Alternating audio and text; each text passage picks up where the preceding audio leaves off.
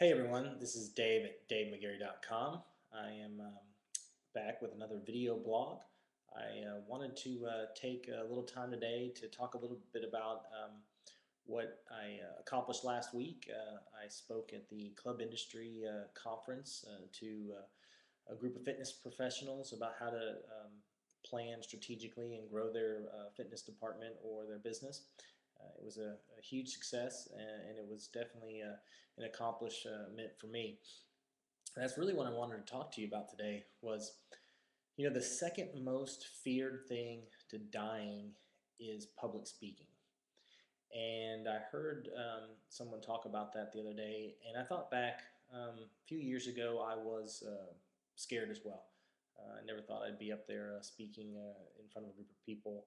I always wondered what they would think or could I do it. But my topic was actually on planning, and the thing was when I gave my presentation, I was prepared. I had rehearsed it, gone over it, and it just really wasn't that big of a deal. Now, granted, I get it.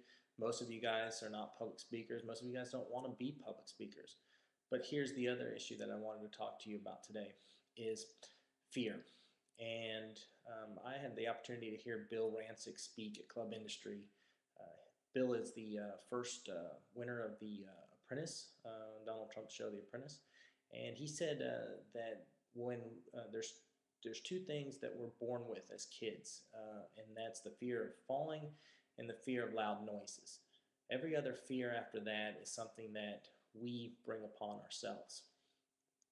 The other thing Bill mentioned was a quote, and I want to read this to you real quick. In the quote, he says that the greatest wealth is not found at Fort Knox. It's not found in the oil fields of Saudi Arabia or Iran.